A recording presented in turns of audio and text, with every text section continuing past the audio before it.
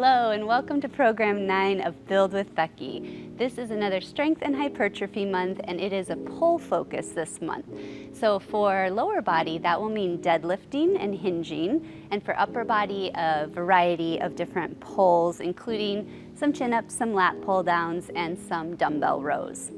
So to get started, I'm going to show you a warm-up that is actually kind of my go-to warm-up every time I lift, and then you can always mix and match these pieces to suit your needs, but it will include some kind of cardio of choice, some kind of self-myofascial release if that is needed, whether that's with a foam roller, a Theragun, or some other implement to release certain tense muscles and get into a deeper range of motion. And then from there, I'll remind you of dynamic mobility. And the big thing today that I'm going to show you is warm-up sets. So let's go ahead and get started. All right, so for this program's warm-up, it's kind of a classic lifter's warm-up. This is what I personally do every time I go to the gym or my garage to lift. I do 5 to 10 minutes cardio of choice, just depends on what I'm feeling that day. Hop on a bike, take a walk outside, maybe a couple of jog intervals.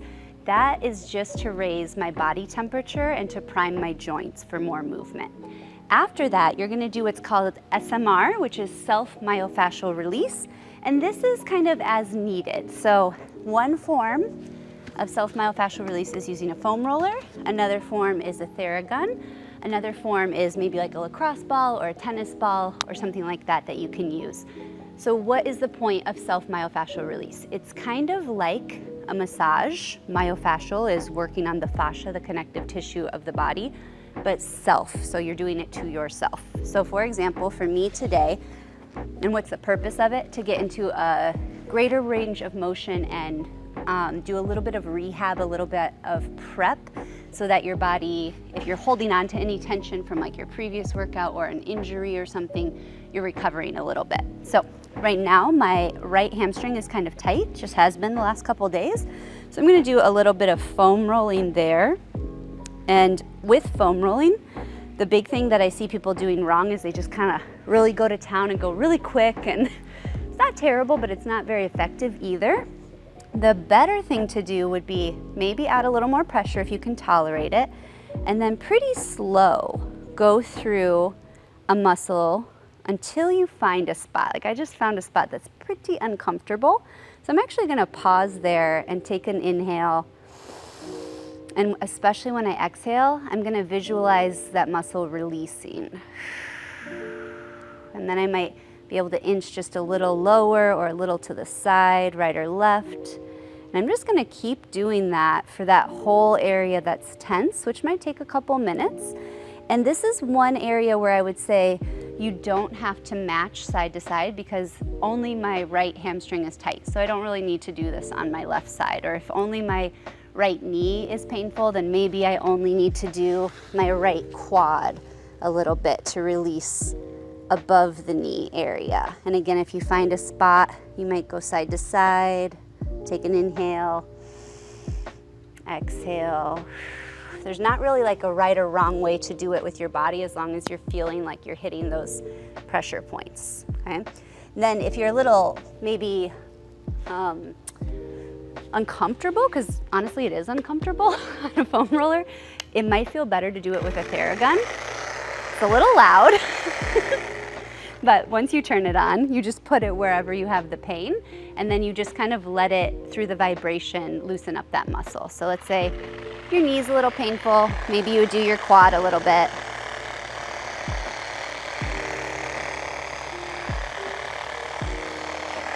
For me, maybe I would do my hamstring a little bit.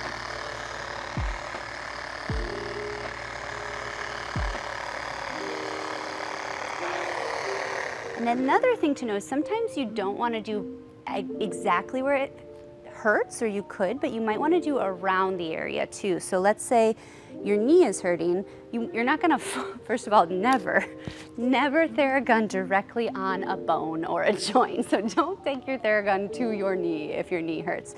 Take it to your quad, the muscle above it, your calf, the muscle below it, your hamstring, which might be pulling, and kind of then you're feeling it in your knee.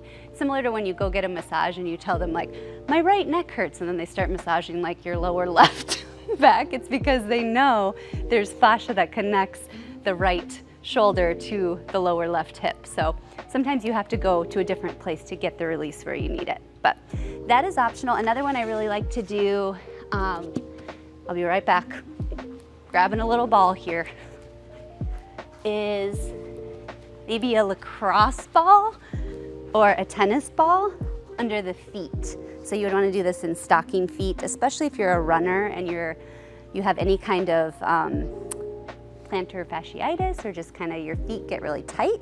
Doing some kind of ball work on the underside of your foot can feel really good. This can also feel great if you do like a bottle of water in the freezer so that it gets icy, okay? So that's all self-myofascial release, SMR. After that, you would do any number of dynamic mobility movements that we've done in past warm-ups. So those could be things like the 90-90, the arm circles, the cars like we did last time, the controlled articular rotations. Those are all really good for warming up and priming specific joints. I won't show you them today, but you can look back at all the other warm-ups for ideas. And then the most important thing is you're kind of all physically warm. Maybe you're starting to mentally be like, okay, I'm at the gym, I've had my pre-workout if I take it, or I've had my coffee, I'm hydrated, I'm getting in the zone. Now you really need to prime your body and really warm up your body, especially if you're getting more trained and you're starting to lift heavier. So what that looks like is doing warm-up sets before your first lower body major lift and your first upper body major lift. So let's start with the deadlift since this is a pull focus month. So you might even do this with no weight at all at first, like a PVC pipe. Maybe you're gonna hold that pipe, set your shoulders, and imagine the hips moving back horizontally. Shut the car door with the butt, and then shave the leg as you come up. And maybe you just do a few of those to kind of remind your body of the pattern. You're just priming here.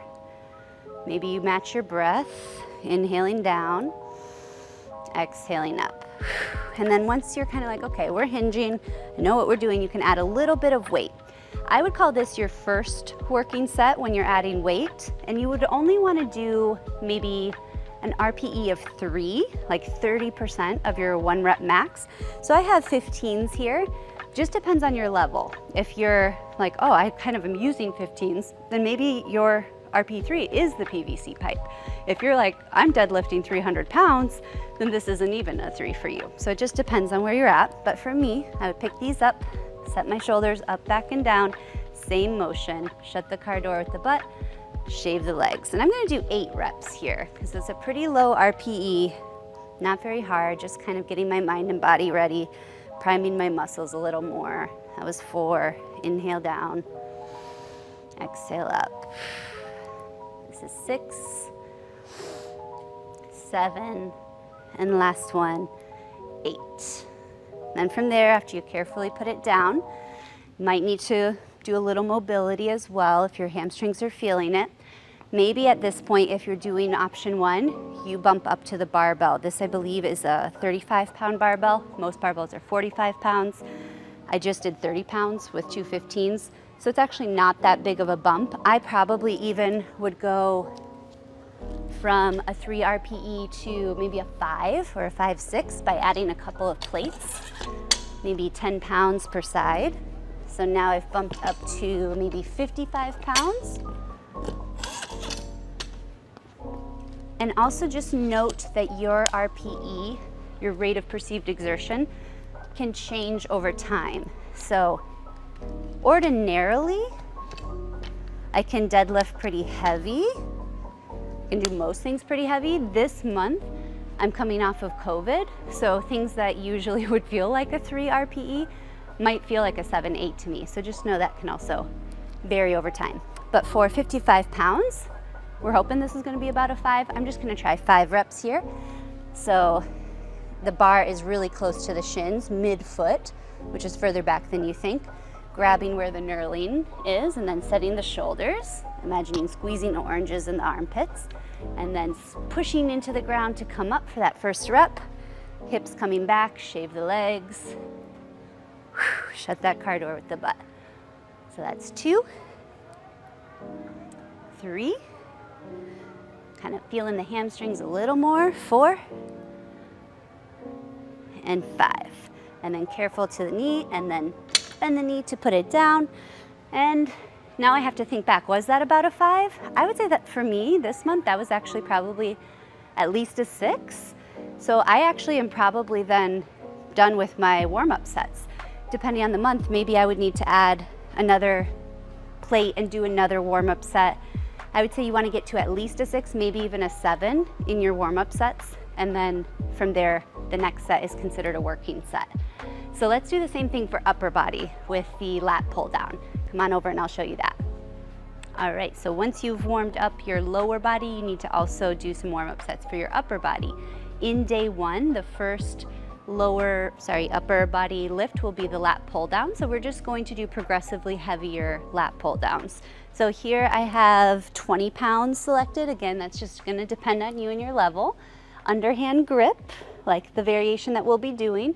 I'm gonna kind of set my shoulders, putting those shoulder blades in my back pockets, and then exhaling down. And this should feel really easy. Remember, we're only targeting an RPE of 3. And we're gonna do 8 reps, so that was 3. Inhaling up, down, 4, halfway. Really trying to feel your back here, which is easier to tune into when the weight is lower. That's 6, 7, and 8. And then from there, we're gonna bump the weight a little bit. This machine's a little finicky, so I'm gonna do my best to do this gracefully. And I'm gonna bump up to maybe 30 pounds and see how that feels. There it is, nailed it. All right, get that position again. Shoulder blades in back pockets. Now it feels a little heavier. We're gonna go for 5. That was 1, 2, really feeling the back, 3, 4, and last one, 5. And that was about a 5. So again, I'm gonna try to hold on to this so it doesn't bonk me in the head. We're gonna try 40 pounds now. And again, the weight that I'm saying is arbitrary for you. You could be 10 pounds, 20 pounds, 30 pounds, just depends. Or you might be even higher than me. You might be 30, 40, 50. Let's see how 40 pounds feels. So putting the shoulder blades in the back pockets. Now it's starting to feel close to a working set for me. Ooh, 2. Just gonna do 3 here. And then let's try one more, maybe since it was already feeling close to a working set, I'm just gonna increase by 5 pounds this time. 40, it's actually 43 pounds. There is no 45, but you could do 43, 47 on this one. Every machine's different. And then see how that feels. And that actually does feel like a working set now. So that might be the weight where I keep it for my first working set.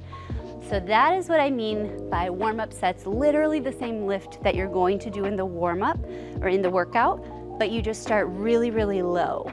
Even if you're doing barbell variations, you might start with dumbbells or you might start with a PVC pipe or a band just to prime your nervous system, prime your body, and gently work your way up to that heavier lift. Try it out, see how it goes, and then take and leave what you need from that for future workouts.